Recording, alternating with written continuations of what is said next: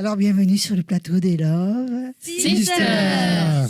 Et nous avons vraiment un panel d'artistes extraordinaires. On a fait ça, leur connaissance dans les loges, n'est-ce pas? Et toujours Anna, qui maintenant commence à prendre du poil de la bête. Elle s'y connaît un petit peu. Elle nous reçoit Patchouli. Oui, aujourd'hui, donc, on a la chance et l'honneur de rencontrer Patchouli, qui est un rappeur. Et donc, je vais te laisser la parole pour que tu te présentes. Tout d'abord, merci pour l'invitation. C'est un honneur d'être parmi vous. Donc, moi, je suis Patchouli. Je suis un rappeur originaire de Sète. Ça fait à peu près 20 ans que j'écris. Et voilà, donc c'est pour me présenter, rappeur de Sète, Patchouli. Attends, t'avais quel âge? J'ai commencé, je dois avoir la vingtaine, ouais. On va dire que j'ai écrit plutôt à l'adolescence. En principe, on fait ce compliment-là aux femmes, mais tu ne fais pas ton âge. Ah, merci, c'est gentil. C'est vrai. Et j'ai commencé plutôt l'écriture, mais réellement à me poser sur une musique, ouais, c'est vers l'âge de 20 ans. Et on grandit, hein? On grandit, on mûrit. Tu as dit un truc qui était super important l'autre fois quand on s'est eu au téléphone. C'est que tu as dit, même si on n'a pas une grande voix, mais qu'on a quelque chose à dire, eh ben, on peut le dire à travers le rap ou à travers le slam. Et ça, j'ai trouvé ça super parce que c'est vrai qu'il y a plein de jeunes qui ont envie de dire des choses. Et du coup, justement, dans cette expression, est-ce que tu peux développer un peu Moi, je viens d'une époque où le rap, il était plus littéraire. Il y avait des textes derrière tout ça. Donc, ce qui nous a amené à écrire, ce qui nous a amené à faire du rap, c'est l'écriture. Donc, c'était avant tout le goût de l'écriture, de la rédaction. Et après, le support qu'on a utilisé, c'était le rap, comme ça aurait pu être de la variété française ou autre chose. Mais c'est vrai que quand on est limité au niveau vocal, qu'on n'a pas des voix de grands ténors, on s'oriente sur des flows et des phrasés un peu plus... qui ressemblent un peu plus au rap. Mais comme il y avait pu avoir des Gainsbourg ou des Renaud, des Brassens, qui peut-être n'étaient pas des très très grands chanteurs, mais qui arrivaient à amener des émotions à travers leurs chansons, quoi. Grand comédien. Hein. Ouais. Et puis alors, quand tu parles, oui, effectivement, tu n'as pas de grande voix ou quoi, mais il faut savoir rapper quand même. C'est un art quand même, savoir rapper. C'est un art. Il faut... il y a le charisme, il y a la voix, et puis il y a du travail aussi. Ah, mais complètement. Ça s'apprend, ça se travaille. C'est des automatismes qui viennent... Puis c'est subjectif, donc tout le monde peut rapper et trouver son public. Il n'y a pas de... Enfin, chaque art est intéressant, chaque personne qui fait du son, il n'y a pas de bon ou de mauvais, en fait. On trouvera toujours quelqu'un qui sera réceptif à ce qu'on fait, c'est ça le plus important. Et s'épanouir personnellement aussi. C'est très important de prendre du plaisir dans ce qu'on fait, quoi. C'est primordial. Et justement, est-ce que tu peux nous dire qui t'a inspiré au niveau des artistes? Moi, j'ai eu de la chance d'habiter... j'habite à Sète. J'ai commencé dans des ateliers d'écriture dans une salle qui s'appelle La Passerelle, qui était animée par un artiste qui s'appelle Adjil, qui depuis ne rappe plus, mais qui nous a fait... rencontrer pas mal d'artistes qu'on écoutait. Donc aujourd'hui, on a pu côtoyer des artistes comme Oxmo Puccino ou La Rumeur, Rossé, le 113, énormément d'artistes qui sont passés jouer sur Sète et qui nous faisaient aussi des ateliers d'écriture en retour. Et ça a été des grandes formes d'inspiration de pouvoir les rencontrer, les côtoyer et voilà, c'est vraiment des exemples qu'on a eus, quoi. Et puis il y a des artistes de Sète comme Demi-Portion qui ont réussi aujourd'hui à vivre de leur musique et à être un modèle pour la ville avec un demi-festival, un festival que tu as de la mer qui est rempli tous les ans depuis 10 ans. Là, cette année, on va fêter la 10e année, donc comme quoi on peut partir de rien et réussir à construire de belles choses, quoi. Donc vous y serez cette année au festival? Oui, bien sûr. J'y suivrai comme toutes les années. Et puis bon, je travaille avec eux, donc je serai là et au rendez-vous. Ok. Et ou sinon, où est-ce qu'on peut t'écouter sur les plateformes? C'est surtout sur les réseaux sociaux, hein, comme YouTube, Instagram, Facebook, TikTok, Snap. La distribution professionnelle, c'est un peu difficile. C'est-à-dire qu'il y a le monde un petit peu des grandes majors, le monde des indépendants. Et il faut essayer de trouver sa place, ses auditeurs. Mais je trouve que les réseaux sociaux comme Instagram, c'est très très bien pour commencer à avoir un public et qui voit un peu ce qu'on fait, quoi. Ok, est-ce que vous avez des questions? Oui, donc je t'en prie, vas-y. Quelle élégance. Donc, tu fais tes propres musiques. Alors moi, j'écris. J'ai essayé de faire je suis auteur. La composition, ça n'a pas été mon fort, donc j'ai laissé ça à d'autres qui étaient plus doués, plus patients. Moi, c'est surtout les mots qui m'ont motivé. Hein? C'est quoi, électro, trap tout... Non, moi, je suis plus dans ce qu'on appelle le boom bap. Alors, c'est le classique, hein, c'est le rap qu'on écoutait dans les années 90, oui. 2000. C'est un rythme poum, paf, poum, poum, paf. C'est très classique. C'est parce que de nos jours, oui, il y a plusieurs courants. Il y a aussi un débat. Est-ce que c'est du rap? C'est de la musique urbaine plus que du rap, on va dire. Avec des voix maintenant qui sont très... avec des vocodeurs, des autotunes. Donc la voix, elle change un peu. C'est pas pareil, ça. Mais c'est classé dans la musique urbaine de nos jours, si on va dire qu'ils sont classés comme rappeurs. Oui, mais le rap de base, c'est plus brut, c'est plus... Normalement, oui. Ouais, c'est un peu plus brut. Ouais. Mais on sent l'inspiration quand même. C'est une musique qui reste inspirée du rap. Voilà. Oui. C'est ce qu'ils appellent musique urbaine aujourd'hui. C'est un peu tout et n'importe quoi classé dans un mot, quoi. Ça dépend, des fois, il y a des bons rap, mais... Encore, ouais. Il y a encore de bons rap. Il y en a encore. Il y a encore des gens qui écrivent bien. Et c'est ça, c'est surtout... Déjà, tu es auteur, c'est déjà pas mal. Hein. Oui. Oui, il y en a qui sont interprètes. Interprète. Auteur-interprète. Auteur-interprète, ouais. Et tu en vis? Alors, pas aujourd'hui. Non. Non. Je me suis pas professionnalisé. J'aimerais bien. Mais c'est un long travail. Peut venir, hein. Ça peut venir. L'intermittence, il faut se... C'est dur. C'est pas facile, mais c'est faisable. Hein, il faut... On avait un artiste qui nous disait, il n'y a pas très longtemps, n'est-ce pas les filles, qui nous disait, qu'est-ce que tu fais comme métier? Parce que c'était un poète et un peintre. Et il nous disait, qu'est-ce que tu fais? Que les gens lui disaient, qu'est-ce que tu fais comme métier? Son métier, c'était... Ben oui. A priori, on voit quand même que les gens n'ont pas encore compris. Ils n'ont pas compris. Ils n'ont pas compris que le métier d'artiste, c'est un métier. C'est un métier quand on en vit. Après, sinon, ça reste une passion. Oui, mais tu peux en faire quand même un métier. Si on arrive à suffisamment en vivre, on peut l'appeler métier. Mais après, si on mange des pâtes et qu'on galère, ça reste qu'une passion, quoi. Oui, mais la passion, si tu l'as fait connaître, ça devient un métier quand même. Tu peux avoir 2-3 métiers dans la vie. Hein. Oui. Après, les statuts intermittents sont en train de le durcir, donc c'est vrai que c'est dur. Mais on dira, les intermittents vous diront souvent, c'est pas un métier, c'est un statut intermittent en fait. Après, je pense qu'effectivement, artiste, comme on le disait tout à l'heure d'ailleurs, c'est un état de vie. C'est un état de vie. C'est toute une vie qui est autour de ça, quoi. Et que ce soit un métier ou pas un métier, qu'on en vive ou qu'on n'en vive pas, l'essentiel c'est qu'on le fasse avec le cœur, je pense, comme toi tu fais d'ailleurs. C'est ça, oui, bien sûr. C'est pas parce qu'on n'en vit pas qu'on n'est pas artiste. Mais bien sûr, mais voilà. Moi je disais l'artiste, déjà en tant qu'artiste, n'importe quel artiste, je veux bien dire. Complètement, oui. N'importe quel artiste, il est dans son art, dans ce qu'il aime, etc. Ça l'empêche d'être méchant aussi.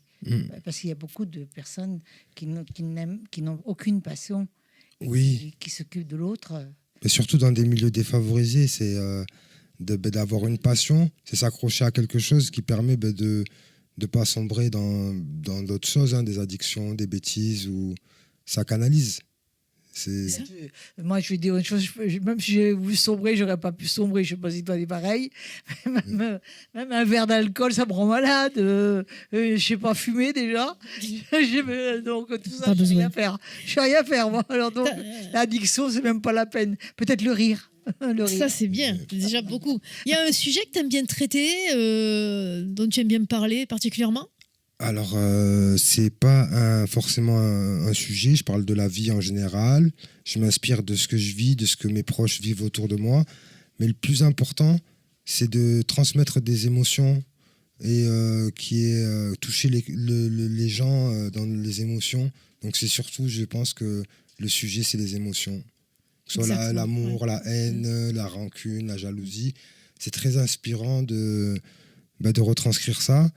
Et c'est ce qui touche aussi les gens quand ils se reconnaissent dans une écriture, qu'ils se disent « Ah ben tiens, ça me parle. » Ben là, on a tout gagné. C'est ça que je recherche en fait. Mais tu t'inspires quand même de tout ce que tu as vécu. Est-ce que c'est parfois pour toi un défouloir ? Alors moi, je suis surtout dans le rap comme je le conçois, qui n'est pas très festif. C'est surtout la tristesse qui m'inspire, la mélancolie. Et j'ai plus de mal à écrire sur des sentiments joyeux, en fait. Ouais. Souvent, c'est justement, on extériorise en créant. Tu as une chaîne YouTube ? Oui, j'ai une chaîne YouTube.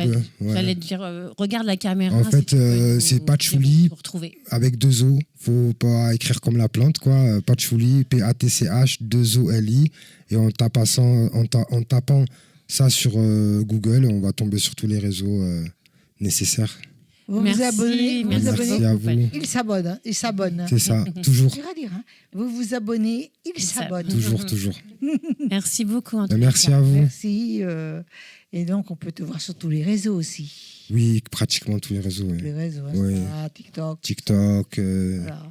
Tous les réseaux. Même Facebook, tu as Facebook aussi ? Oui, j'ai Facebook. C'est pratique, c'est associé maintenant les deux. Moi, j'aime bien Facebook. Tu sais pourquoi j'aime bien Facebook ? Il y en a qui disent que c'est vieux. Moi, je trouve que c'est pas si vieux que ça parce que je trouve qu'on peut appeler par Messenger. Donc ça, c'est facile. J'appuie sur le bouton et j'appelle les copains, les copines. Oui, tout à fait. Facebook, je confirme. C'est pour les 40-60 ans, Facebook. C'est ça, c'est des générations. Voilà, moi, j'en ai rien à foutre de l'âge. Je trouve qu'on peut appeler, on appuie, on n'a pas le numéro à chercher, on n'a rien à faire. Hop, on appuie, on parle. Mais c'est pareil sur Instagram. Il y a le même bouton. Sur tous les réseaux maintenant. Ouais, mais moi j'ai gardé. Ils le savent. Même les très jeunes avec qui je travaille, ils le savent. Ah, mais c'est un bel outil encore. Un bel outil quand même. Écoute, Patchouli, c'était génial. On va t'entendre, je suppose. Ouais. Oui. Tu fais un live ? Un petit peu. Voilà.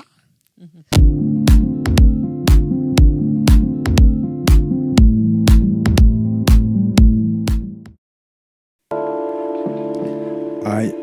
We'll keep on the track. Love Sisters. Ok. Je m'appelle Berlin Noël et j'aime bien les hyènes. Parce que la hyène, c'est un animal dont on parle jamais, alors que c'est un animal qui peut être très important. Parce que moi, je trouve qu'être ami avec une hyène, souvent, c'est plus important qu'être ami avec des vrais amis. C'est l'histoire d'un garçon au surnom de Bernie Boy, au bord de l'incarcération psychiatrique. Classé P4, névrosé, frénétique, tout en gardant son éthique. La folie lui envahit le système cérébral. Ça commença par des tics. Il mit la dose dans ses sticks et dans son stock de l'alcool à bloc pour assumer ses crises. L'eau coule sous les ponts, son ventre se creuse, il maigrit, forcément aigri. Sans blague, le ciel est gris, les nuages aussi. Il fait lourd, cela annonce la pluie, l'orage, la rage des semblables. V'là son état d'esprit, il se met dehors et crie jusqu'à devenir aphone. La sirène du SAMU sonne, la camionnette arrive à fond. On l'amène à l'hosto pour un malaise, malnutrition. On le met donc sous perfusion, attaché car pas costaud, pas balèze mais avec un lourd casier. Le gazier à son réveil est analysé, du mal à le canaliser. La décision est donc de le camisoler, l'isoler. Et moi j'en suis désolé, c'est l'histoire d'un garçon au surnom de Bernie Boy, au bord de l'incarcération psychiatrique. Classe et P4, névrosé, frénétique. Classe et P4, névrosé, frénétique. Classe et P4, névrosé, frénétique. Bernie Boy. Bernie Boy. Bernie Boy. Classe et P4, névrosé, frénétique. Bernie Boy. Aïe. Première journée à l'HP, chez les P4. Tu peux rien voler, rien acheter, à part des Kit Kat.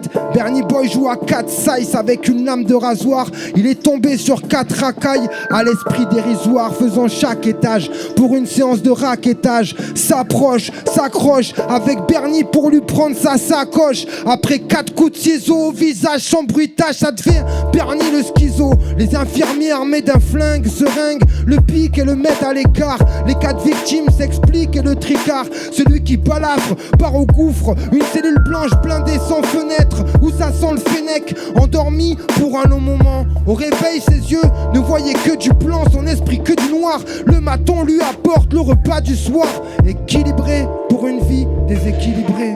Sache que si tu as des problèmes, tu pourras toujours revenir ici. Ah ouais? Dans le bureau? Non. Alors Felina. On sait quand Sans il vouloir est être indiscret, qu'est-ce que vous voulez filmer? Des trucs. Des trucs.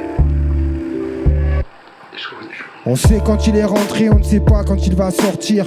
À vrai dire, je ne sais pas s'il va s'en sortir, si ça va se calmer, si ça va s'empirer, je ne sais pas s'il va s'en tirer.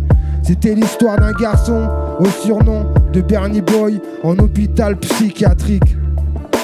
Classe et P4, neurosé frénétique. Classe et P4, neurosé frénétique. Bernie. C'est une émeute que vous voulez ou quoi? Passe-moi Bob. Ouais, j'attends, ouais.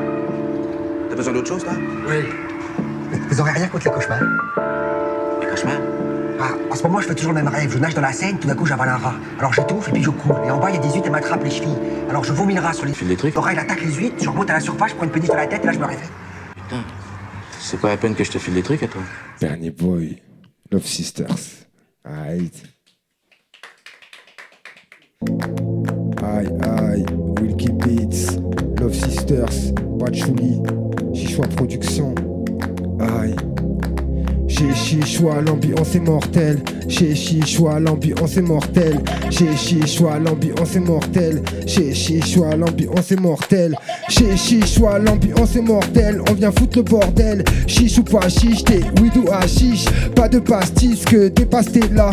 Si tu taffes pas, t'as pas de quiche, t'es pas un vrai, t'aimes pas la pistache. Fuck Thalès et Pythagore. Les vieux détestent et les petits t'adorent. T'es hors sujet, j'vois pas le rapport. L'être humain reconnaît pas ses torts. Tout le monde pêche, même le pasteur. Est-ce ton fils, celui du facteur? Tout est fake, tout est factice. Ferme les yeux, t'es dans Matrix. La pilule bleue, la pilule rouge. Je vous laisse les deux, moi faut que je bouge. Aïe, aïe, chez Chichoua, l'ambiance est mortelle. On vient foutre le bordel, on vient foutre le bordel. Chez Chichoua, l'ambiance est mortelle. On vient foutre le bordel, on vient foutre le bordel. Chez Chichoua, l'ambiance est mortelle. On vient foutre le bordel, on vient foutre le bordel. Chez Chichoua, l'ambiance est mortelle. On vient foutre le bordel, on vient foutre le bordel. Avec Bazooka, on fait la brazoukade. Avec Jérémy, on va faire du vélo. Bordel, on fait la release au bord de l'eau. Faut faire attention de ne pas couler. Je place un big up à Pierrette recoulé. T'es un vrai si t'aimes bien le poulet. Croustis, coussis, couscous, tout le monde se pousse, c'est à volonté. Mandat Kader, le petit c'est toi. Même quand t'es grand, le petit c'est toi. T'es hâte de la mer, grand festival. Ma thérapie c'est médicinal. Quand t'es happy, ça finit si mal. Normal avec tout ce que t'inhales. Bordel, contradiction, instinct animal. Chez Chichoua, l'ambiance est mortelle. On vient foutre le bordel, on vient foutre le bordel. Chez Chichoua, l'ambiance est mortelle. On vient foutre le bordel, on vient foutre le bordel. Chez Chichoua, l'ambiance est mortelle. On vient foutre le bordel, on vient foutre le bordel. Chez Chichoua, l'ambiance est mortelle. On vient foutre le bordel, on vient foutre le bordel. Quand je suis sur scène, ouais, je fous le bordel. Je tape pas des lignes, mais je suis borderline. Jamais actif, je suis hyper actif. Je suis vif et t'es pas réactif. Je l'ai dans la ligne de mire. Pfiou, dans le collimateur. Pfiou, les faux rappeurs ont du souci à se faire. Reprends le game, on va pas se laisser faire. MC du net qui pleure pour des gemmes. Personne partage, même pas ceux qui t'aiment. T'es un kidam, un kédep pour les dames. Pas d'état d'âme, tu finis au kebab. Moitié Renoir, moitié tout bab. Je dis tout haut ce que je pense tout bas. Moitié Renoir, moitié tout bab. Je dis tout haut ce que je pense tout bas.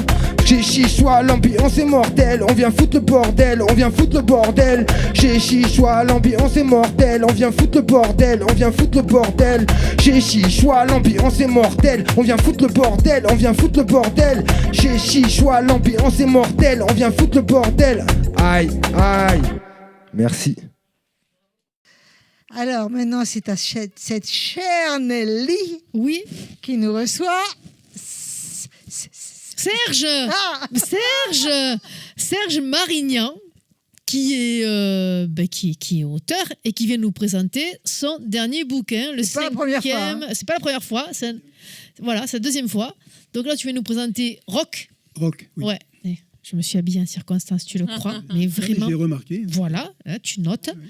C'est le 5e, non C'est le 5e Il ouvrage. est sorti en 2025. En avril 2025, oui. Ouais, c'est ça. Et donc, c'est un recueil de poésie, tu dis, hein, de poésie de textes courts. C'est un recueil de poésie libre et de textes courts. Poésie libre, j'appelle poésie libre des poésies sans ponctuation. Pourquoi ? Parce que, il est écrit sur 50 années d'écriture, 1974-2024. Et quand j'ai relu les thèmes, les poésies, les poèmes de l'époque, je ne me suis pas retrouvé dans la respiration du texte, parce que la ponctuation, c'est quand même la respiration du texte, et je ne me suis pas retrouvé, donc du coup, j'ai préféré les supprimer, et j'ai laissé libre la lectrice ou le lecteur de scander lui-même ou elle-même le vers, quoi, voilà. Et donc c'est pour ça que j'appelle ça poésie libre. Et les textes courts, ce sont des textes c'est pas des nouvelles, ce sont des textes qui font une page et demie, et que j'écrivais quand je tenais des blogs, parce que là c'est plus trop la mode des blogs maintenant. Ça c'était dans les années 90, 2000. Ouais. Et c'est assez intimiste, mais pas que. Et voilà, donc c'est un ensemble. Alors ça n'a rien à voir avec la musique, parce que rock, on pourrait penser que c'est un livre sur le rock. Oui. Mais j'en parle, effectivement, parce que j'aime beaucoup la musique. Mais c'est plutôt, pour moi, rock, c'est l'esprit. Rock. L'esprit curieux. L'esprit que l'on doit garder de son enfance, de son adolescence, devant l'événement qui vous arrive. Donc toujours essayer de trouver un petit plus par rapport au regard habituel, quoi. Voilà. Donc c'est pour ça que j'ai pensé que l'esprit rock c'était ça, et j'ai voulu et comme j'aime bien les titres courts, le précédent c'était Viens, il y avait Ironie, la vie, c'est vrai. Et rock ça allait très bien pour la couverture et pour le texte. Tu traites des thématiques précises ou ça parle dans tous les sens? Dans tous les sens, pas dans tous les sens, mais c'est vrai que je me retrouve un peu dans les thématiques de Patchouli, les émotions. Pour moi, c'est les rencontres inattendues, amicales, amoureuses, mais pas que. Les problèmes d'incommunicabilité entre les hommes et les femmes, les émotions dans l'ensemble général. Et comme Patchouli, je vais plutôt vers le triste et le mélancolique que vers la gaieté. Mais ça n'empêche pas que mes romans finissent toujours bien. J'essaie toujours de donner Ne dis pas la fin. Je ne dis pas la fin, je dis qu'ils finissent bien. Mais tu ne dis pas non plus. Ils pourraient finir mal. Donc voilà, donc mes thématiques c'est ça. Puis la musique et le cinéma. J'aimais beaucoup d'intitulés de musique ou d'extraits de chansons, en lien bien sûr le plus souvent avec les textes que j'écris. Voilà, tout ça c'est un patchwork d'émotions, de sentiments, de couleurs, de voyages aussi. Tu en as sorti d'autres avant? Oui, Viens. Des romans, juste avant, c'était... Alors, Viens, voilà. Que vous montrez, c'est mon premier roman. C'est le premier, celui-là? Ça, c'est le 3e ouvrage et le premier roman, oui. Ah oui, voilà, parce que tu as écrit des romans aussi, voilà, c'était ma question. Ces 2 romans, c'est Ironie la vie et Viens. Et donc, Ironie la vie date de 2023 et Viens date de 2020. Et réédité en 2022 par une autre maison d'édition. Et là, je suis en train de voir avec un metteur en scène de théâtre sur le Gard, pour essayer de la transformer en pièce de théâtre. En pièce de théâtre, ouais, ça serait chouette ça. Rock, il a une place spéciale pour toi ou pas? Rock, c'est un livre de transition. Enfin, je me suis dit que c'était pour moi un livre de transition parce que les thématiques que j'ai citées tout à l'heure, je vais essayer d'en sortir. Les années 70, la confrontation des époques, les années 2000, l'adolescence, l'enfance, mais tous ces trucs. Donc, le prochain livre sur lequel je travaille, c'est un bouquin qui est sur... alors, c'est sur Truffaut, parce que François Truffaut, c'est plutôt un clin d'œil à Truffaut. En gros, pour la faire vite, c'est un comptable qui revient chez lui à la retraite, qui est un cinéphile accompli.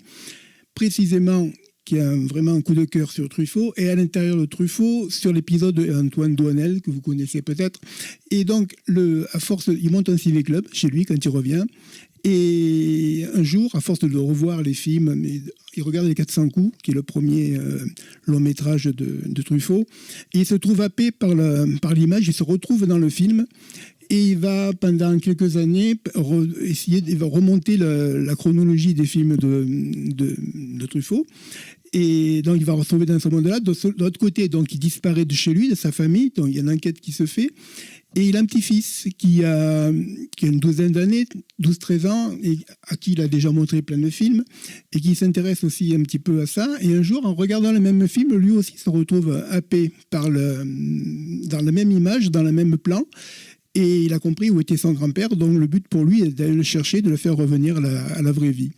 Ne nous en dis pas plus, mon cher Serge. Je vous en dirai pas dire, plus. mon cher Serge. Alors moi, ce qui m'interpelle aussi, c'est la couverture, la première de couve de ce bouquin, parce que c'est toi. Ouais. Bon, il y a 10 ans. Ah, c'était avant. Ah oui, c'est pas après. Ah mais non, mais...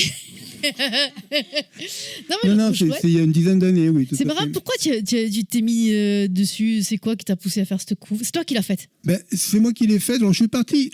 J'ai écrit au départ un texte qui s'appelle Rock, et qui est donc là-dedans, et qui a pris le livre s'est appelé de la même façon. Et pour l'écrire, je m'étais appuyé sur cette photo. Et peut-être à cause du bandana ou voilà, de l'allure. Et donc, du coup, j'ai trouvé naturel de mettre la photo en couverture. Donc, tu es édité chez Le Livre et la Plume. Le Livre et la Plume. Donc, du coup, ils n'ont pas eu à me fournir de... Non, ouais, ils t'ont laissé faire la couve, ils n'ont rien dit? Ouais, oui. Oh, c'est vrai, ils sont cool. Alors dis-moi, on peut te trouver où? Je sais que tu fais beaucoup de salons. Oui, c'est que tu aimes bien. Voilà, exactement. C'est là où on s'est connus quand même. C'était beau, tu te rappelles? Ouais. Ah oui, oui. une époque. T'es à côté. Voilà, donc on peut te trouver dans les salons du livre. Est-ce que tu as des événements là, ou hors salon aussi? Je ne sais pas. Oui, je fais en juin, j'ai 2 salons. Enfin, non, j'ai un salon à Arzens, dans l'Aude. J'ai Cultura à Béziers aussi, à Narbonne, pardon. Et puis, je fais depuis quelque temps des passages dans les maisons de seniors et dans les EHPAD. Oui. Et là, j'agrémente mes lectures de petits bouts musicaux.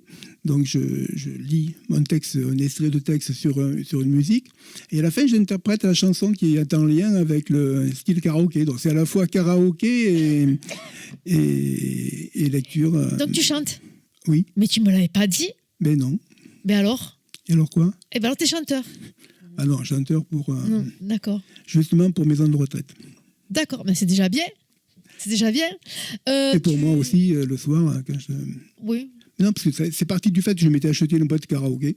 D'accord. Et donc, du coup, je m'entraînais pour moi, pour chanter comme ça. Et je me suis dit, pour faire... je pourrais me servir d'accompagnement quand je fais... Parce que quand on passe en médiathèque aussi, je passe souvent aussi en médiathèque, mais ça, c'est plus compliqué à faire. Mais dans les maisons dans les EHPAD ou dans les maisons de seniors, c'est vrai qu'ils sont demandeurs de ça. Oh, tout à fait.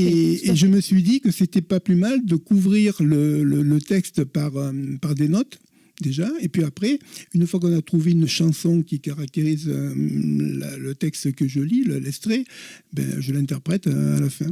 Voilà. Donc c'est des chansons uniquement françaises? Parce que suivant, oui. Si c'est une chanson... après, non, voilà, bien d'accord. Très bien, je te piquais l'idée, merci beaucoup. Merci de rien.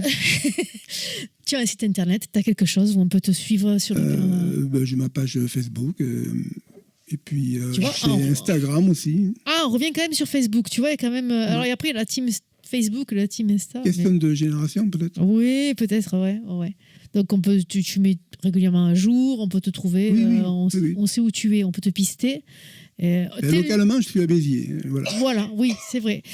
Tes livres, je suppose qu'on peut les avoir aussi en vente en ligne, forcément. On les a en vente en ligne, on les a sur commande dans les librairies et on les a dans certaines médiathèques qui ont bien voulu me les prendre.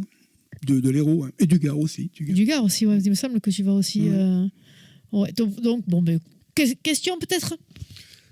Moi, déjà, j'aurais aimé savoir... D'où est venu ce goût de l'écriture? Et si c'est le 3e ouvrage, c'est ça? 5e. Là, c'est le 5e. Le 5e. Le premier était en 2020? Le premier était en 2009. 2009, voilà. 2009, c'était un recueil de poésie, s'appelait Aux rêves assoupis. Oui. Et donc après, j'ai fait un saut de 2009 à 2019, enfin 2018, où j'ai fait paraître un autre recueil de poésie qui s'appelait C'est la place de l'horloge. Donc ces deux premiers, on ne les trouve pas. Pour le premier, c'est pas plus mal. Et le deuxième, non, c'est vrai, c'était un premier jet, donc c'était Ouais, la relecture après, effectivement. Ouais. Et donc, c'était les deux premiers. Et ce qui m'a mis à l'écriture, j'ai toujours écrit quand j'étais gamin. Ce qui m'a amené à l'écriture, c'est déjà la lecture. D'accord. Je suis un grand lecteur, 1m90. Oui. Et c'est vrai que l'écriture m'a mené à... La lecture m'a mené à l'écriture. Et puis, quand on aime écrire, en principe, on aime être lu. Donc, début des années 2010, j'ai commencé à éditer des... Et pourquoi pas avant? Pourquoi pas avant? C'est Internet qui m'a poussé un petit peu, qui m'a donné un peu l'élan pour... Avant, je consignais mes livres sur les carnets, sur des pages que j'ai gardées, ou certaines que j'ai perdues. Mais c'est l'apparition d'Internet, les blogs, tout ça qui m'ont donné l'idée de faire apparaître mes bouquins. Mais écoutez, merci beaucoup Serge pour C'est moi qui vous ces remercie. explications. Moi, j'ai le plaisir de recevoir mon invité, Jessica. Bonjour. Bonjour. On t'appelle les bouclettes de Jess. Pour les bouclettes. C'est pas les bouclettes de Jess. Du tout, du tout. Tu es la créatrice des bouclettes de Jess. Exactement. Alors, comment est née cette aventure artistique? Ça remonte à un bon bout de temps maintenant, puisque les loisirs créatifs, en fait, m'animent depuis que je suis toute petite, et ce, grâce à mes grands-mères maternelles et paternelles, à qui je dois beaucoup, du coup. Mais mon envie forte d'aller vers les loisirs créatifs, en fait, est arrivée juste après Covid. Et j'avais vraiment besoin de revenir à l'essentiel et faire ce qui est fait main. Et j'ai trouvé ma place dans le tufting, qui est une technique. C'est ta technique, oui. Oui, c'est la technique du tufting, donc comme on peut le voir, en fait, qui consiste en fait à créer tout type d'accessoires, mais notamment des tapis. Et donc, en fait, avec cette technique-là, on vient projeter de la laine à travers une toile tendue sur un support avec une machine, en fait, qu'on appelle un pistolet à tufter, au bout duquel une aiguille avec un petit chat pour insérer le brin de laine. Et on le plante, en fait, dans la toile et on vient tufter. Et, donc, au préalable, on dessine un motif sur la toile. Et avec le pistolet et le brin de laine, on vient faire comme un dessin, mais avec du fil. Je ne connaissais pas. Non, tu vas voir comment elle fait, puis elle va faire un live. Oui. Hein? Et donc, ce qui est intéressant, c'est que tu peux aussi bien le faire sur un mur qu'au sol. Alors, pour la fabrication, le processus, lui, reste toujours le même. Ça reste sur un support clouté, donc que ce soit de bois ou en métal. On tend la toile, mais par contre, le processus final, qui est le tapis, ça peut être soit un tapis de sol, soit un tapis mural, ou soit un tapis de comptoir, comme les petits tapis de souris, ou faire des déclinaisons en suspension ou en porte-clés. Voilà. Alors, tu sais, en regardant ce que tu fais, et en regardant ces porte-clés que je n'avais pas vu, les porte-clés, j'ai vu autre chose, mais pas les porte-clés, j'ai pensé aux chats qui peuvent s'amuser avec... Oui. J'ai pensé... Ma Fifi, elle s'amuse tout le temps avec les pelotes de laine, qu'elle m'en mêle partout. Donc c'est un peu compliqué parfois, mais elle m'accompagne dans le travail. Dans le travail. Ouais. Dans le travail. Elle se met tout le temps... alors quand elle est sage, elle se met à côté de moi et elle aime bien écouter le bruit que fait le pistolet dans la toile. Alors quand tu commences un travail... pas facile, parce qu'on ne connaît pas beaucoup ce procédé. Est-ce que l'idée de la création est immédiate ou elle arrive naturellement? Jusqu'à très peu. J'ai pas encore créé mes propres imaginations, pardon. J'ai créé que sur demande, puisque je fais des tapis personnalisés. C'est sur demande photo, tout ça? Oui. D'accord. Donc, si la personne me dit, voilà, moi j'aimerais telle thématique, je vais aller chercher et puiser dans mon imagination, sur les banques d'images qui me sont proposées. Et je vais sur mon outil informatique pour aller mettre justement l'image soit en forme, soit on peut partir d'une photo que la personne a vue sur Internet avec les fameux personnages de dessins animés, par exemple, qui sont très prisés en ce moment. J'essaie d'adapter en fait en fonction de la personne et de mettre le prénom de la personne qu'elle souhaite. Voilà, c'est vraiment plus personnalisé. D'accord. Tu as un atelier? Oui, j'ai un atelier chez moi. Oui.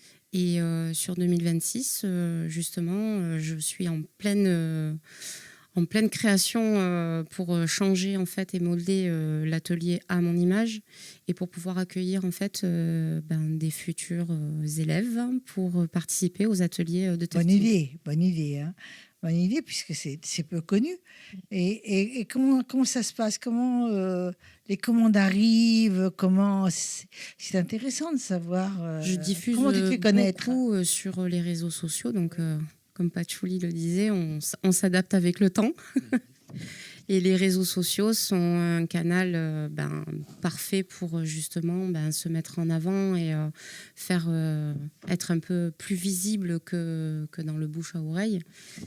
Et je suis plus présente, on peut suivre tout le processus de création du début, donc du dessin jusqu'au tapis final, sur les réseaux sociaux comme Instagram. Ça se passe Facebook. comme ça, par message? Jusqu'à présent, j'ai été beaucoup contactée via les réseaux sociaux et sur mon entourage dans mon village. Est-ce que tu as un catalogue sur tes réseaux? Alors, pas exactement, mais j'ai vraiment tout le panel de types de tapis que je peux créer. Mais tu as une petite vidéo? Oui. Donc déjà, elle sert de teaser. Oui. Hein, c'est déjà pas mal. Je m'en sers beaucoup. Oui. Et lorsque quelqu'un voit pour la première fois la commande qu'elle t'a faite ou qu'ils t'ont fait, qu'elle ou qui, là, parce que les hommes aussi sont intéressés. Quel est leur... est-ce que ils sont émus ou... Alors, je vais vous dire ce que m'a dit ma dernière cliente qui m'a commandé. D'ailleurs, je suis toujours sur son tapis. Je n'achète pas un tapis, je t'achète toi. J'achète en fait ton savoir-faire. Donc, faut savoir que c'est mon activité secondaire. Donc, à côté de ça, j'ai un métier de salariat. Et donc, je préviens toujours les personnes qu'il va y avoir un petit peu de temps pour la confection du tapis. Et en général, c'est toujours la même phrase qu'on me répète, c'est que nous, ce qu'on veut, en fait, c'est vraiment avoir tes émotions. Je rejoins encore, c'est vrai que ça rejoint beaucoup tout le monde artistique, c'est d'avoir les émotions et c'est ce qu'elles ressentent en fait quand elles découvrent le tapis terminé. Le plus grand? Le plus grand, c'est celui que je suis en train de faire, donc qui fait 130 cm par 110. Donc c'est mon plus grand tapis à aujourd'hui. D'accord. Et donc tu peux faire encore plus grand même. Oui. Là, le support que j'ai, que j'insiste, parce que je sais que mon Non, mari... j'ai pas osé. Vous pouvez, c'est fait pour. Tout le monde peut toucher, hein. Ça donne envie, en tout cas, de toucher. c'est tout moelleux, c'est tout doux. Mais c'est quoi qu'on... Mais pour répondre à votre question, j'ai un support que mon beau-père m'a fabriqué avec son ancienne pergola, donc tout en alu. Et il fait 2 mètres par 2 mètres. Ah, c'est super. Voilà. Après, au niveau des dimensions pour le tapis, sera toujours un peu moins, puisque faut savoir que quand je tufte, la laine qui est projetée derrière, elle est beaucoup plus dense que le côté où je tufte. Donc, j'ai besoin d'espace sur les bords du support. Je t'ai reposé une question quand même intéressante. C'est la laine. La laine, tu dois prendre une certaine qualité de laine. Aujourd'hui, je prends de la laine acrylique pour justement éviter tout ce qui est allergique, voilà, pour être sûre.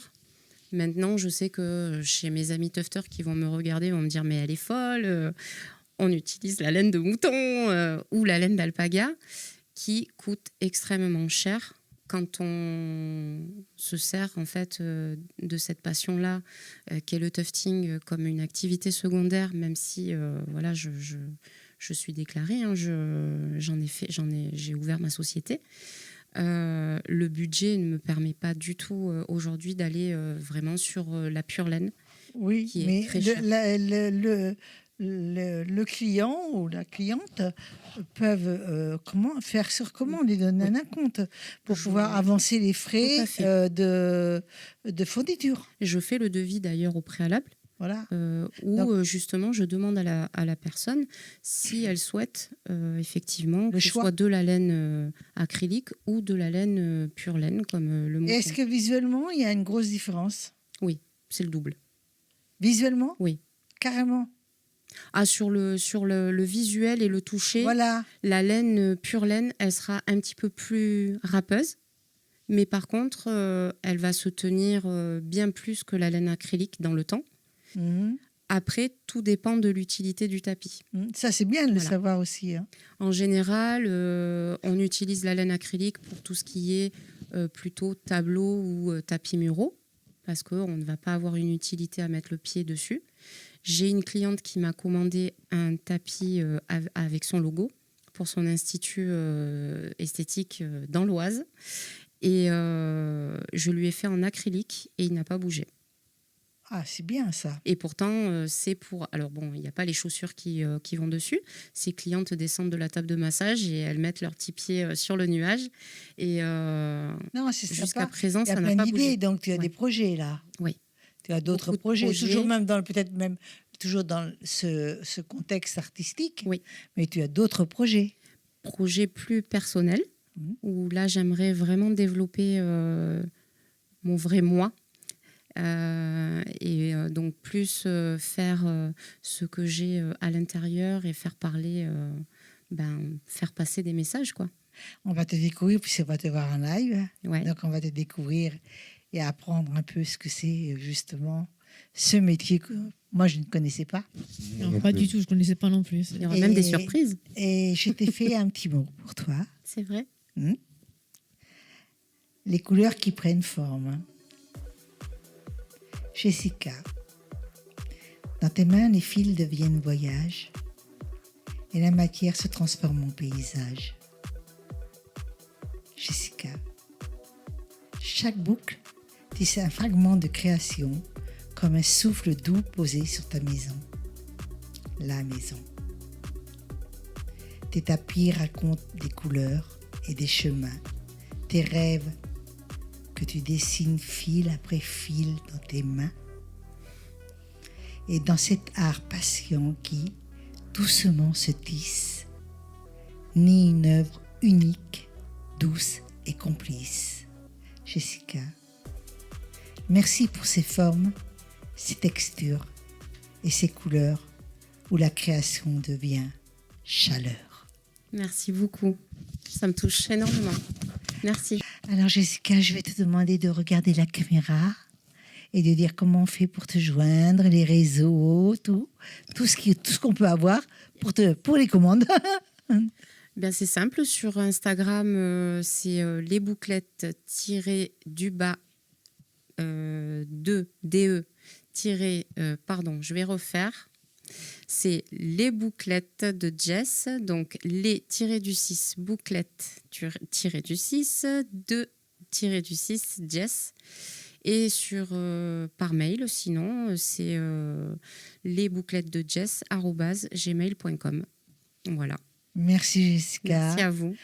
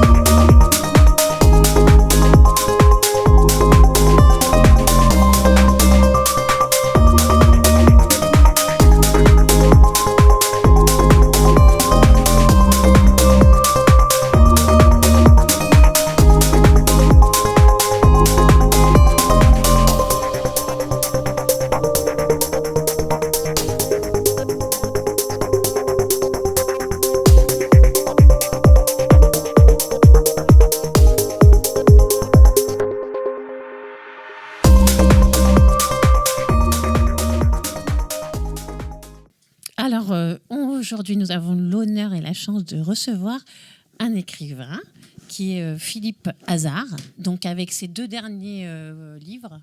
Donc Philippe, est-ce que tu peux un petit peu te présenter et dire qui tu es ?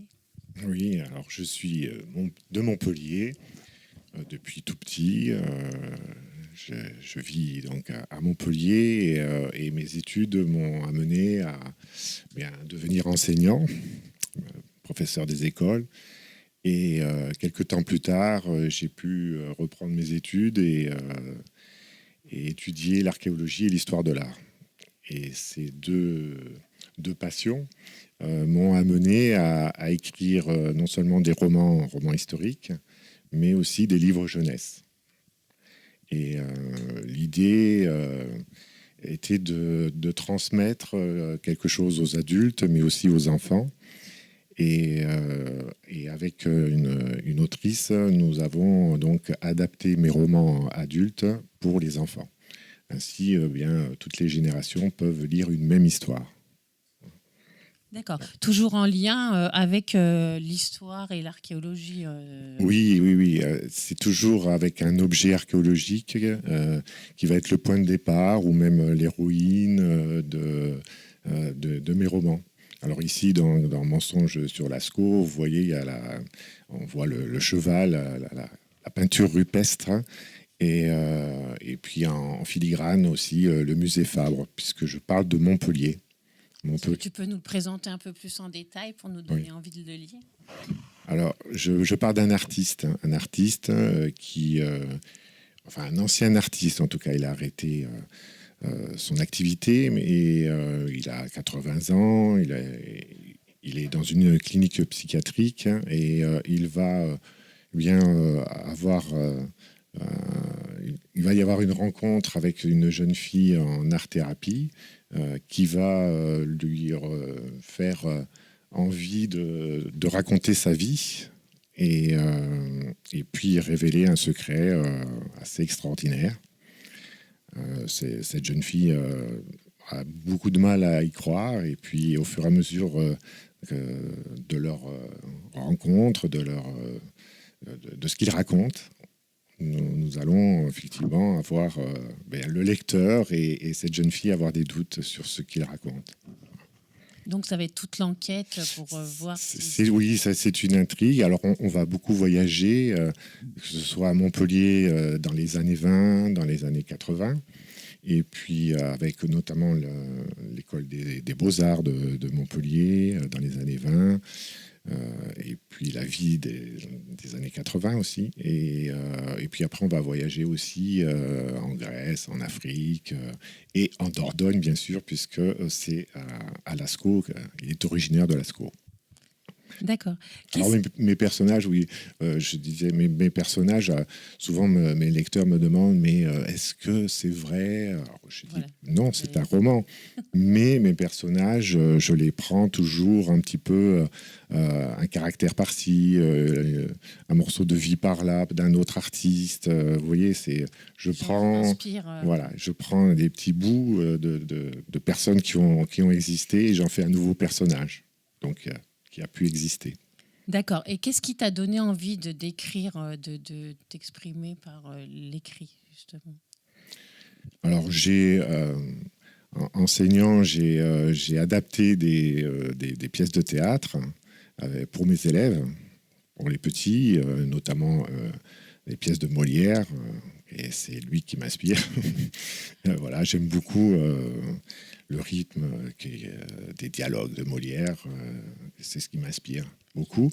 Donc ça, c'était ma première écriture, mais évidemment pas publiée, simplement de jouer avec les enfants ces pièces de théâtre. Et puis lors de mes études en master d'archéologie, j'ai eu à faire des recherches sur un objet archéologique, et mon professeur de la fac m'a demandé de raconter son existence, pas sa vie, mais son existence de sa création à aujourd'hui. Et j'ai trouvé ça extraordinaire.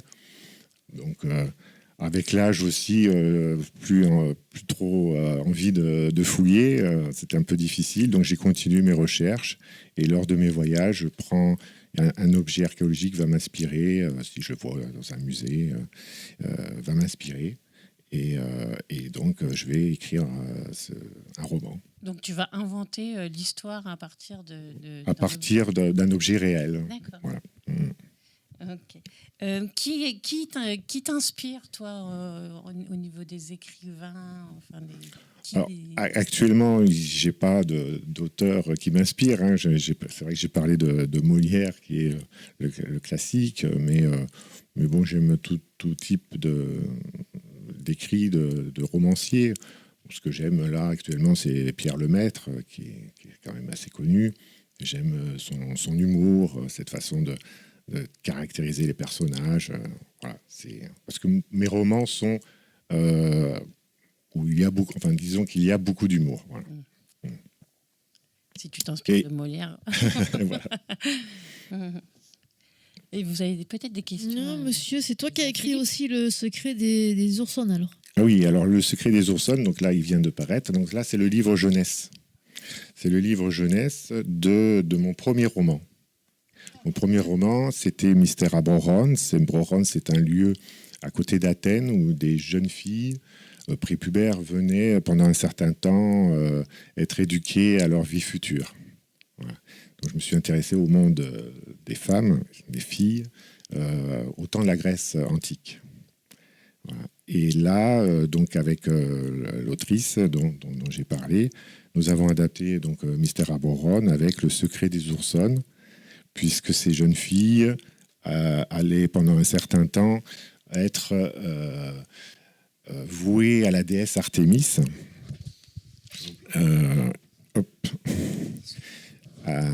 Et donc elles vont se déguiser en oursonnes. Voilà.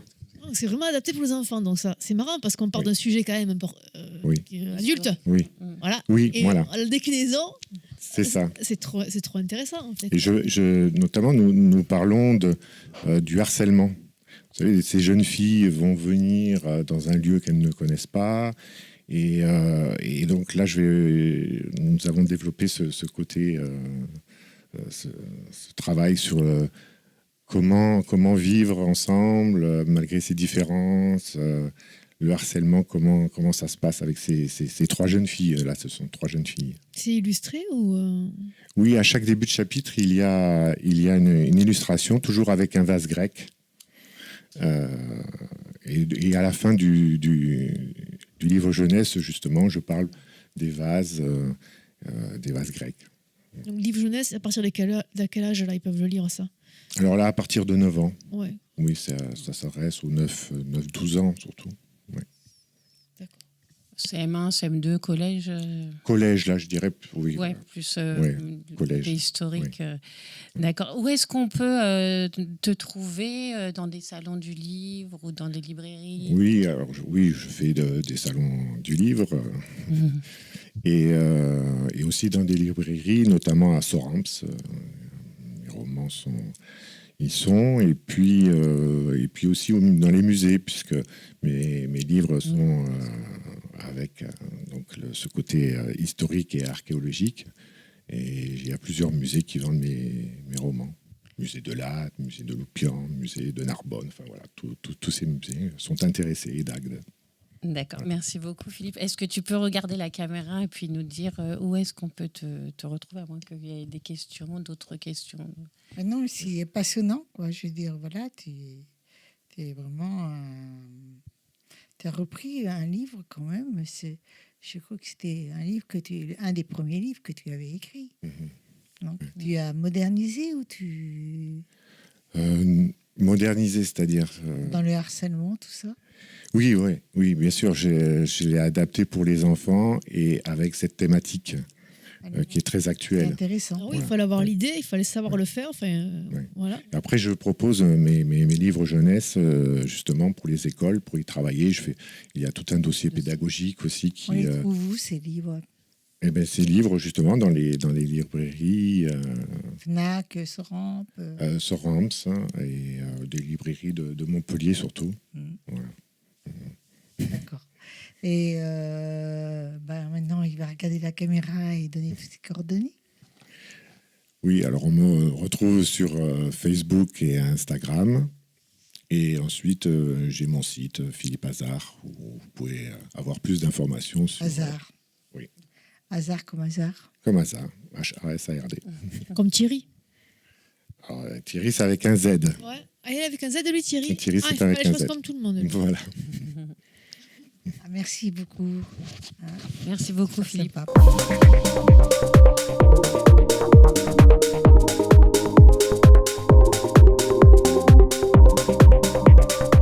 Sister Justice, avec cette chère Adriana, toujours fidèle au poste. Bonjour Adriana. Bonjour Muriel. Nous allons parler de logo. Intéressant. Donc je voudrais que tu me parles un petit peu qui en est le propriétaire et comment déposer. Alors qui en est le propriétaire? Alors en général celui qui le crée. Voilà, vous avez un droit d'auteur sur votre création. Donc votre création est automatiquement protégée par le droit d'auteur. Donc c'est une protection de plus de 70 ans après votre décès. Donc demain, si voilà, vous créez un logo, voilà, vous êtes automatiquement protégé en sachant que voilà, il faut démontrer quand même une certaine originalité. C'est-à-dire que moi, si je dessine voilà, un papillon avec différentes couleurs et que voilà, je dis que j'ai créé un papillon coloré, ce n'est pas une œuvre originale. Donc il faut tout de même comme critère l'originalité pour pouvoir bénéficier de la protection du droit d'auteur.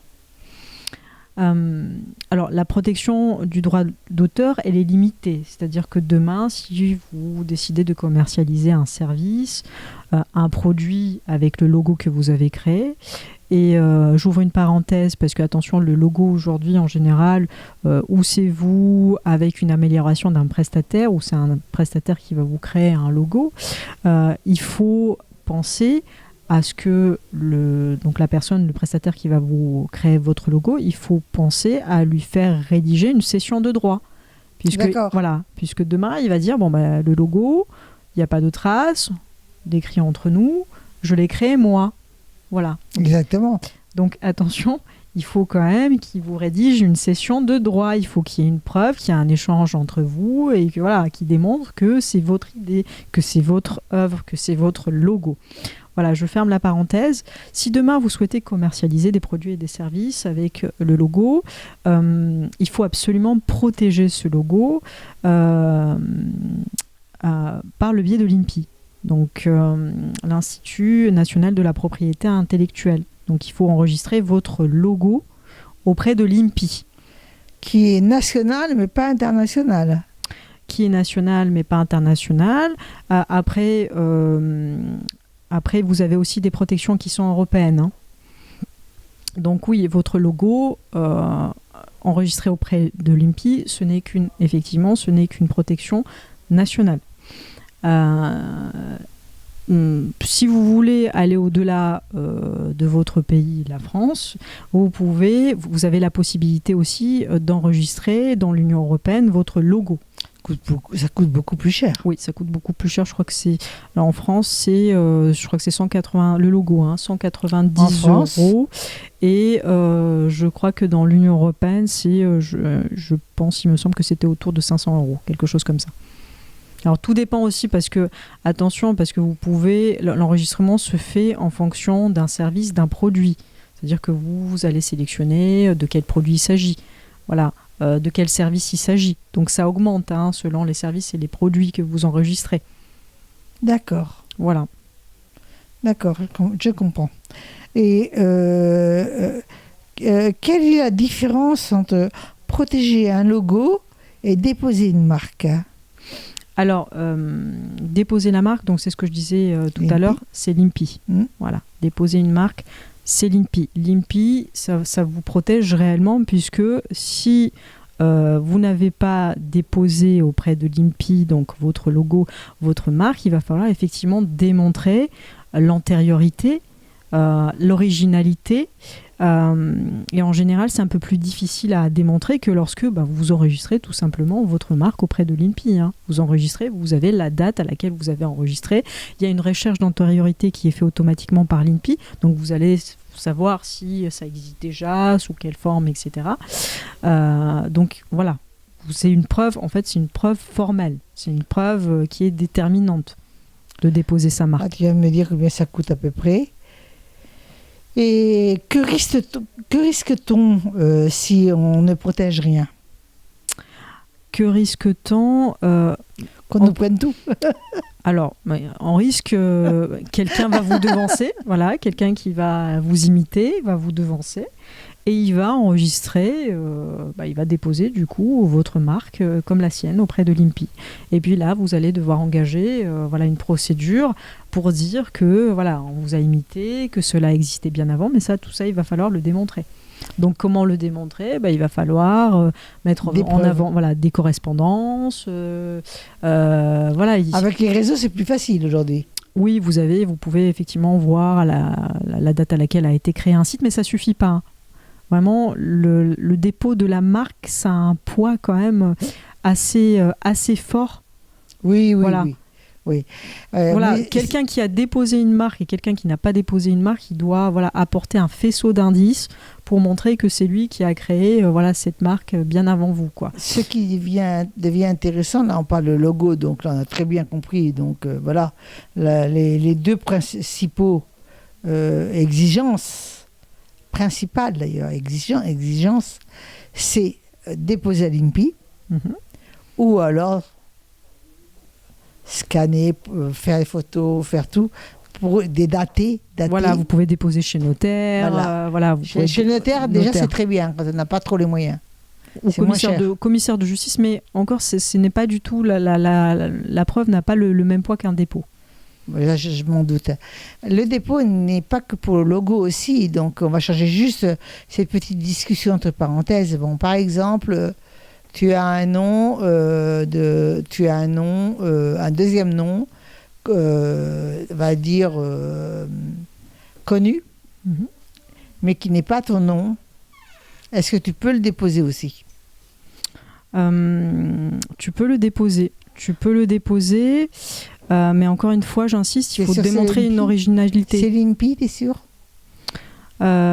Pour le dépôt d'un nom, alors le dépôt d'un nom, ça doit être quand même suivi d'un certain visuel. Si c'est qu'un nom, l'INPI ne protège pas qu'un nom. Protège surtout un visuel. Oui, mais il y a déjà son visuel. Si la personne a déjà son visuel, elle a fait un logo de son nom. Ça devient un logo. Alors c'est un nom dans ce cas-là associé à un logo. C'est pas qu'un nom. D'accord, elle peut. Oui, bien sûr. Ok, c'est intéressant. Bien, je te remercie beaucoup. Je t'en prie. On vous dit, Adriana et moi, bye bye. Au revoir. Nelly, c'est à toi, ma chérie. Oui, écoutez, Qu'est-ce que tu faisais? T'es en train de penser, toi? J'étais ailleurs, oui. J'étais en train de me dire... Mais ça s'est senti, hein. Mais comment Oui, mais ça s'est senti. Mais j'ai fait ce que je veux. On a vu partir.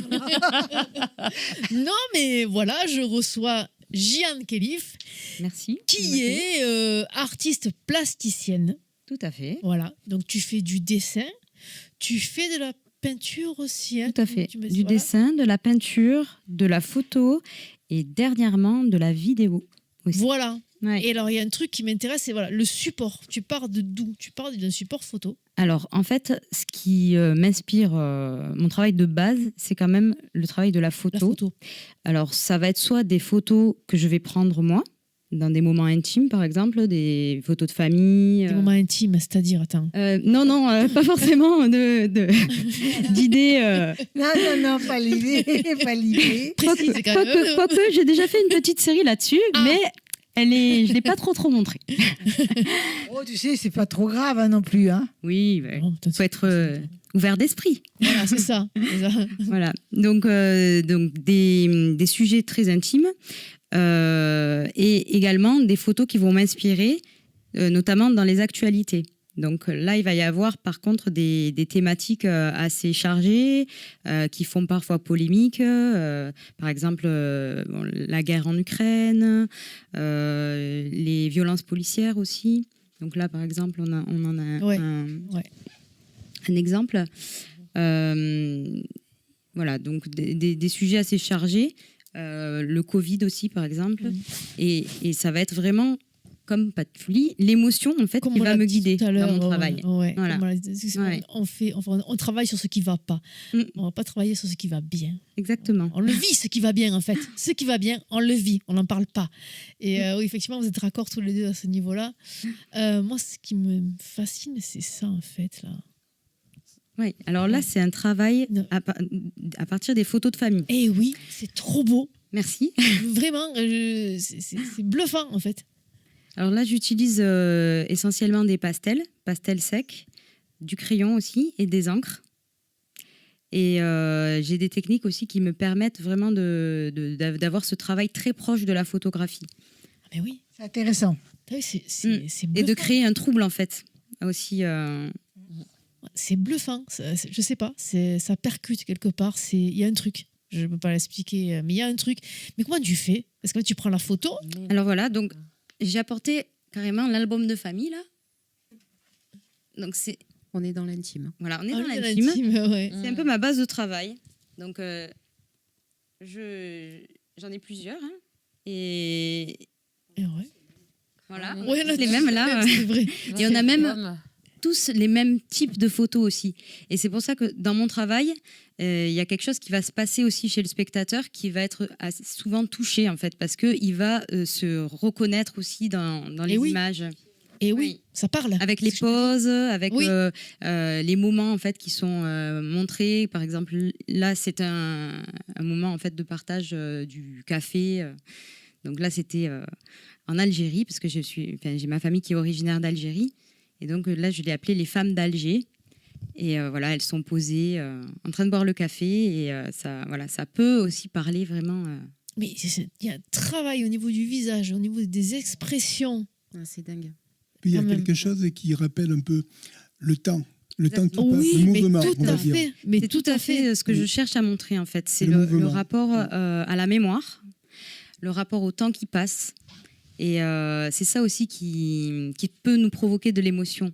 C'est-à-dire que par rapport à ce côté photographique qu'on va retrouver, la photo, ça fige un moment, mais quelque part, ça le fige dans le temps. Et il y a forcément ce rapport à la mort aussi. Quand on a une photo, c'est un moment qui est passé, qui est terminé et qu'on ne revivra plus et qu'on ne peut retrouver que par le souvenir. Donc, tu es présidente aussi de l'association Arco. Tout à fait. Donc, c'est une association que j'ai créée il y a quelques années, qui est basée à Narbonne, et on organise plusieurs événements. Donc, notamment, en 2019, on a organisé le Salon du dessin contemporain à Narbonne, qui a réuni plusieurs artistes. Donc, on a fait 4 éditions.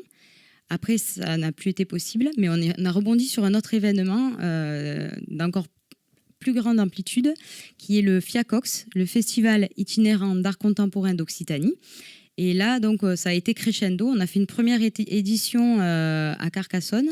On était juste sur un lieu, la chapelle des Dominicaines. On était 7 artistes. Et 2 ans après, donc, puisque c'était une biennale, on a eu 10 lieux. Et donc, ça a réuni plus de 40 artistes avec vraiment un festival plein d'événements, des rencontres avec les artistes, des projections vidéo. Et comment ça se passe? Alors, ça se passe aussi qu'il y a des personnes qui demandent d'être dessinées? Alors là, en fait, c'est un événement d'art contemporain, puisque c'est une association d'art contemporain. Et donc, c'est des artistes qui sont sélectionnés. Et souvent, c'est des artistes quand même qui ont une certaine notoriété dans la région et au niveau national aussi. Et donc, voilà, on présente leur travail, on essaye de les présenter dans les meilleures conditions. Et voilà, donc c'était il y a 2 ans, on était sur le lac de Sigean, sur plusieurs galeries aussi à Sigean, à Bages et à Périac de Mer aussi. Donc, ça aussi, il faut en parler. le boulot que c'est d'organiser un événement. Les gens ne s'en rendent pas compte.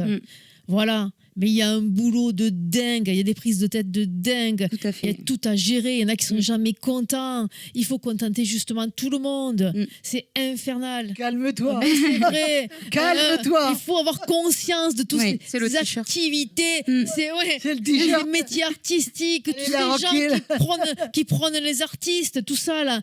Mais c'est pas il toi est qui- temps tu de n'es- prendre tu conscience. Tu n'es pas interviewé. Ah, mais, et donc, justement, depuis quand tu as commencé quand ça? Parce que tu as commencé et tu as fait l'assaut, ou c'est l'assaut qui t'a donné envie Alors, de...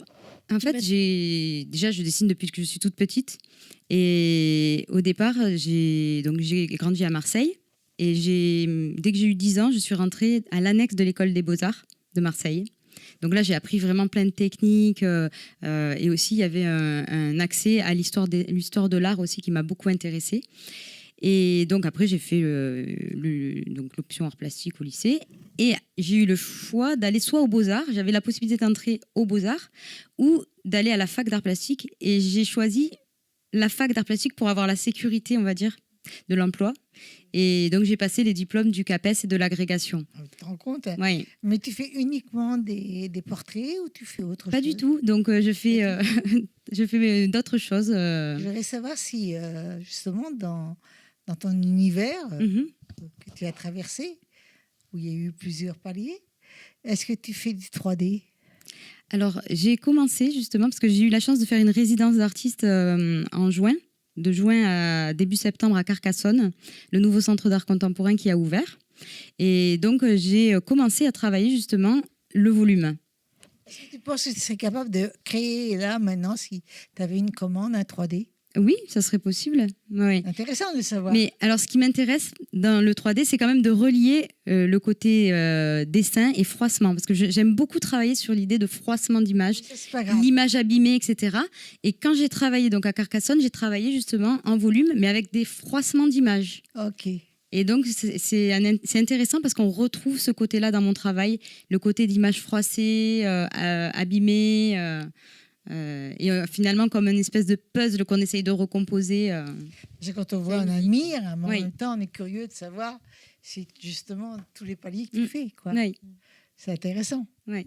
Et justement, c'est cette résidence aussi qui m'a amenée à la vidéo, à travailler la vidéo. Voilà. Tu fais de la vidéo. Voilà. On va finir sur la vidéo. Tu fais quoi donc? Donc la vidéo, j'ai travaillé à partir d'images que j'avais prises dans Carcassonne, puisque c'était lors de cette résidence. Et donc c'est une vidéo en fait qui nous donne le sentiment d'avoir une sorte de fantôme en fait qui se balade dans la ville. Comme un hologramme? Pas comme, en fait, on a ce sentiment de fantôme en fait, puisque en fait quand je filme, je vais, on se met à la place du fantôme et c'est comme si on évoluait à travers la ville. Et après il y a le travail du son aussi qui nous donne cette impression. Et on arrive dans la chambre de Joé Bousquet, puisque c'est un personnage d'une figure très importante à Carcassonne. Donc on arrive dans la chambre de Joé Bousquet et on comprend à la fin que le fantôme, c'est Joé Bousquet. C'est génial. Ouais. Donc, ça, c'est très intéressant. Ah oui. Donc, du coup, on peut te retrouver où? On peut. Est-ce que tu exposes d'ailleurs? Oui, hormis oui. L'association. Oui, j'expose. J'ai exposé beaucoup en Occitanie, à Sète, justement, à la Chapelle du Quartier-Haut. Oui. Voilà. Là-bas. Mais on voit les dessins, mais les peintures, t'as pas amené. Alors, j'ai pas amené de peinture là, non. C'est vrai que je me suis concentrée plutôt sur le dessin. D'accord. Mais on peut les retrouver sur mon site, les peintures. Partout, quoi, même sur YouTube, non? Sur YouTube, non, mais par contre sur Instagram, Facebook. Il y a un teaser de ce que tu fais? Non, j'ai pas fait. Là, de ce que tu as fait, là, tu viens de raconter la vidéo. Oui, ça je peux. Oui, la vidéo, je l'ai. Tu l'as mise quelque part? Je l'ai pas mise en ligne. C'est dommage. Oui.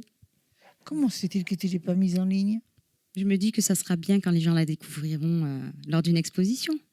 Ah oui. Oui, mais attendre, il faut pas attendre. Pour moi, il faut pas attendre. Alors ça, moi, je dis rien. Pas mieux. Pas mieux. Pas mieux. Et donc, en ce moment, le 4 mai, donc il y a eu le vernissage au lac de Sigean. Donc, vous pouvez voir mon travail en ce moment au lac de Sigean. Et également au musée Petier à Limoux, où D'accord. j'expose aussi. Non, mais le 4 mai, on est le 1er juin. Là. Oui, mais On peut la voir. on peut la voir. On peut la voir encore. Le vernissage a eu Ouais. lieu, mais je pense qu'il Voilà, sera encore. ça sera encore visible. Oui, je pense. Voilà, j'ai anticipé. Voilà. Alors, est-ce que tu peux regarder la caméra et faire un coucou à Philippe, notre caméraman préféré que nous adorons. Il y a Nico aussi, hein. Il y a Et aussi Jean-Claude. Mais oui, mais là, c'est parce qui qu'elle nous fait les photos. Tout à fait. Mais elle va s'adresser à la caméra particulièrement, là, pour donner ton adresse, Insta, Facebook et tout. Alors, j'ai mon atelier à Narbonne et vous pouvez retrouver mon travail sur Facebook et Instagram en mettant mon nom, Jiane Khelif, et sur mon site internet également, où là, vraiment, vous aurez tout le panel de ce que je fais avec les différentes séries, les différents projets. Voilà. Bravo. Et merci et bravo. On te remercie beaucoup. Alors, je tenais à vous dire à tous et toutes, merci pour votre présence. Vous avez chacun votre côté artistique très intéressant. L'univers, on en a plein, nous, ce soir, dans la tête, toutes les trois. Oh oui. Et donc, on voulait vous dire à tous, merci beaucoup. Merci. On vous dit bye. Merci. Bye bye.